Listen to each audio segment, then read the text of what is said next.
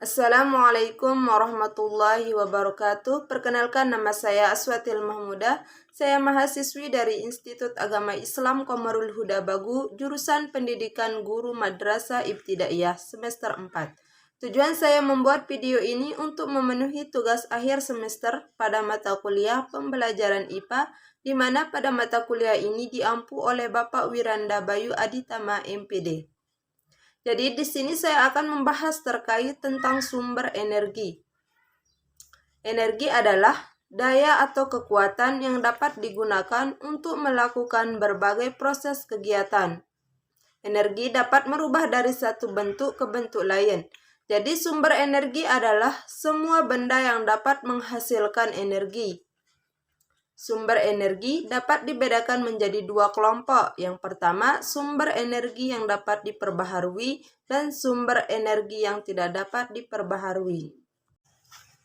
Contoh sumber energi yang dapat diperbaharui antara lain yang pertama yaitu matahari.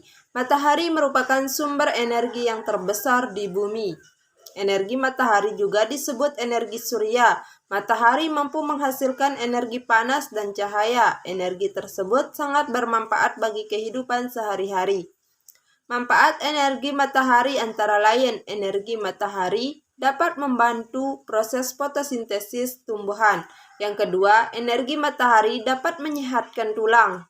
Yang ketiga, energi matahari digunakan untuk pembangkit listrik tenaga surya. Dan yang keempat yaitu matahari membantu mengeringkan benda. Yang kedua yaitu air. Air merupakan sumber energi yang dapat diperbaharui dan sangat penting untuk kehidupan. Manfaat energi air antara lain, pertama, sebagai mineral yang dibutuhkan makhluk hidup. Yang kedua, air berguna untuk mandi, mencuci, dan membersihkan suatu benda. Yang ketiga, digunakan untuk pembangkit listrik, yaitu pembangkit listrik tenaga air atau disingkat dengan PLTA. Contoh sumber energi yang dapat diperbaharui yang ketiga yaitu angin.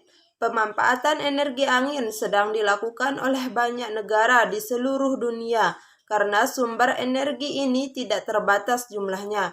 Angin dapat dimanfaatkan untuk memutar kincir angin yang dihubungkan generator untuk menghasilkan tenaga listrik yang kita kenal dengan pembangkit listrik tenaga bayu yang disingkat dengan PLTB.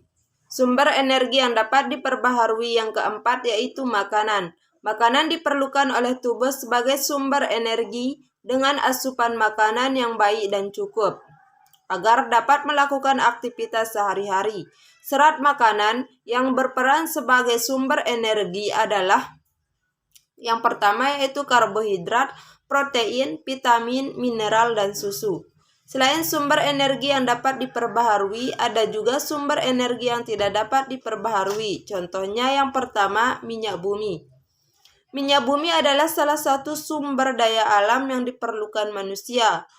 Hasil olahan minyak bumi bisa digunakan untuk menyalakan tenaga listrik, menggerakkan dan menjalankan tenaga bermotor, menyalakan tenaga mesin pabrik, dan lain-lain.